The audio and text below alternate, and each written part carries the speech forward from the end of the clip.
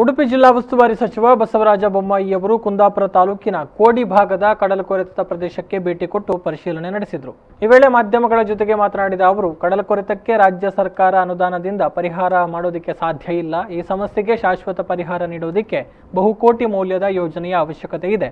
ಹೀಗಾಗಿ ಕೇಂದ್ರ ಸರ್ಕಾರದೊಂದಿಗೆ ಅನುದಾನವನ್ನು ಕೇಳಿ ಆ ಬಳಿಕ ಯೋಜನೆಯನ್ನು ರೂಪಿಸುತ್ತೇವೆ ಅಂತ ಹೇಳಿದರು. ಇನ್ನು ಗಣೇಶ ಚತುರ್ಥಿಯು ಸಮೀಪಿಸ್ತಾ ಇದೆ. ಸಾರ್ವಜನಿಕ ಗಣೇಶ ಚತುರ್ಥಿ ಆಚರಣೆಯ ಬಗ್ಗೆ ಶೀಘ್ರದಲ್ಲೇ ಮಾರ್ಗಸೂಚಿಯನ್ನು ಬಿಡುಗಡೆ ಮಾಡಲಾಗುತ್ತೆ. ಕೊರೋನಾ ಹಾವಳಿಯಿಂದ ಹಬ್ಬಗಳ ಆಚರಣೆಗೆ ತೊಡಕುಂಟಾಗಿದ್ದು ಸಾರ್ವಜನಿಕರಿಗೆ ತೊಂದರೆಯಾಗದಂತೆ ಕ್ರಮವನ್ನು ಕೈಗೊಳ್ಳುತ್ತೇವೆ ಅಂತ ಹೇಳಿದರು.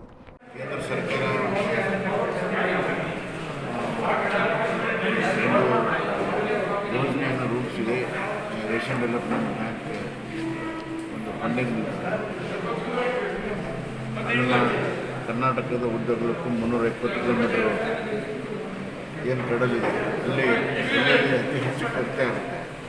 ಅಲ್ಲಿ ಅದನ್ನು ವಿಸ್ತರಣೆ ಮಾಡಬೇಕು ಅಂತ ಹೇಳಿ ಕೇಂದ್ರ ಸರ್ಕಾರದ ಜೊತೆಗೆ ನಿನ್ನೆ ಪ್ರಧಾನಮಂತ್ರಿ ವಿಡಿಯೋ ಕಾನ್ಫರೆನ್ಸ್ ಪ್ರಸ್ತಾಪನೆ ಮಾಡಿದ್ದಾರೆ.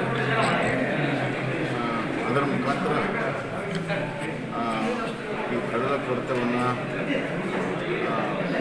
ಭಾಳ ದೊಡ್ಡ ಪ್ರಮಾಣದಲ್ಲಿ ಯೋಜನೆಗಳನ್ನು ಮಾಡಿದಾಗ ಮಾತ್ರ ಅದು ಶಾಶ್ವತ ಇಲ್ಲದಿದ್ದರೆ ಅಲ್ಲಲ್ಲಿ ಮಾಡಿದಾಗ ಮತ್ತೆ ಬೇರೆ ಕಡೆ ಅದು ಗೊತ್ತಾಗುವಂಥದ್ದನ್ನು ನಾವು ನೋಡಿದ್ದೇವೆ.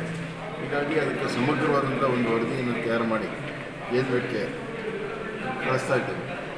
ಕೇಂದ್ರದ ಸಹಾಯ ಮತ್ತು ರಾಜ್ಯ ಸರ್ಕಾರವು ಕೂಡ ಅದಕ್ಕೆ ಬರುವಂಥ ದಿನಗಳನ್ನು ಒದಗಿಸಿ. ಈ ಸಂದರ್ಭದಲ್ಲಿ ಕುಂದಾಪುರ ಶಾಸಕ ಹಾಲಾಡಿ ಶ್ರೀನಿವಾಸ ಶೆಟ್ಟಿ, ಬೈಂದೂರು ಶಾಸಕ ಬಿಎಂ ಸುಕುಮಾರ್ ಶೆಟ್ಟಿ, ಕಾರ್ಕಳ ಶಾಸಕ ಸುನಿಲ್ ಕುಮಾರ್, ಬಿಜೆಪಿ ಜಿಲ್ಲಾಧ್ಯಕ್ಷ ಕೊಯ್ಲಾಡಿ ಸುರೇಶ್ ನಾಯಕ್, ಕರಾವಳಿ ಪ್ರಾಧಿಕಾರದ ಅಧ್ಯಕ್ಷ ಮಟ್ಟಾರು ರತ್ನಾಕರ ಹೆಗಡೆ, ಜಿಲ್ಲಾಧಿಕಾರಿ ಜಿ ಜಗದೀಶ್ ಉಪಸ್ಥಿತರಿದ್ದರು.